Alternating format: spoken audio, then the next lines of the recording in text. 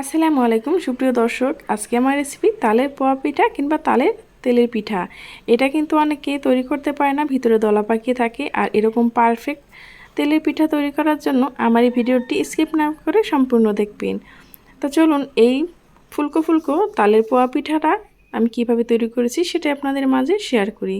প্রথমে আমি এখানে নিয়ে নিলাম 2 কাপ পরিমাণ আটা, সাথে আমি দিয়ে দেব 4 টেবিল চামচের মতো চিনি। যেহেতু তালে কিছুটা চিনি থাকে সেজন্য আমি এখানে অল্পটাই চিনি ব্যবহার করেছি। আপনারা যদি চিনি বেশি খেতে পছন্দ করেন তাহলে কিন্তু আপনারা চিনিটা আপনাদের পছন্দ মতো দিয়ে দিতে পারেন।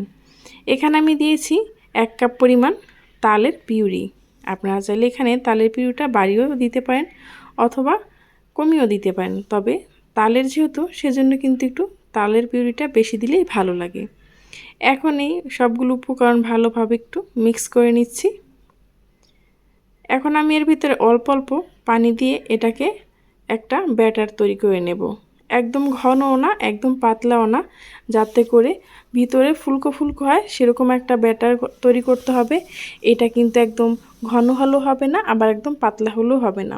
এখন এটাকে আমি 4 থেকে 5 মিনিট এভাবে চামচ দিয়ে বিট করে নিচ্ছি, তাহলে কিন্তু এটা ঘনত্বটা খুব সুন্দরভাবে চলে আসবে। আমি এখানে স্বাদ মতো কিন্তু লবণ দিয়ে দিয়েছিলাম, সেটা স্কিপ হয়ে গেছে, অবশ্যই লবণটা ব্যবহার করবেন। এখন কড়াইতে আমি দিয়ে দিচ্ছি পর্যাপ্ত পরিমাণ তেল। এখন আমি চামচ দিয়ে 1 চামচ করে দিয়ে দিচ্ছি, আর কিছু সময় অপেক্ষা করব এবং চামচের সাহায্যে এরকম করে উপরে দিয়ে দিলে তেলটা, তাহলে কিন্তু খুব সহজে এটা ফুলে উঠবে। আপনারা একটু এই পিঠাটা ভাজার সময় একটা খুসনা কড়াই নেওয়ার চেষ্টা করবেন, যাতে করে তলাটা গোল থাকে। সেটা যদি তৈরি করেন তাহলে কিন্তু আরও সুন্দর হবে পিঠাগুলো। এখন আমি এভাবে করে সবগুলো পিঠা তৈরি করে নেব।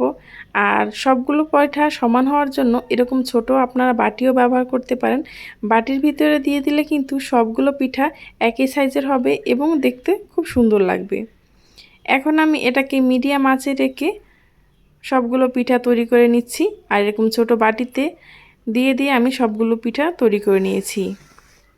খুব সহজেই যারা পিঠা তৈরি করতে পারে না এভাবে কিন্তু বাটি ব্যবহার করতে পারেন, তাহলে কিন্তু আপনাদের পিঠাগুলো সবগুলো সমান হবে।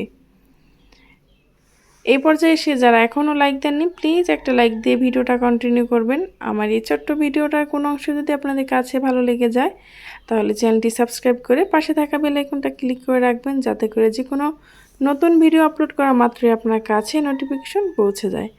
এই তো এভাবে করে আমি নেড়েচেড়ে এটাকে ভেজে নিলাম। আর মিডিয়াম আঁচে রেখে ভেজে নিতে হবে, তা না হলে কিন্তু ভিতর দিয়ে দলা পাকিয়ে থাকবে, উপর দিয়ে কালার চলে আসবে। সেজন্য এটাকে একটু সময় নিয়ে ভেজে নিতে হবে। আর সবগুলো পিঠাই কিন্তু আমার একদম ফুলে ডাবল হয়ে গেছে, দেখতে পাচ্ছেন। এখন আমি তেলটা ঝরিয়ে উঠিয়ে নিচ্ছি, তারপর আপনাদেরকে একটু পরিবেশন করে দেখিয়ে দিচ্ছি এটা ভিতরটা কতটা সুন্দর আর কতটা পারফেক্ট হয়েছে।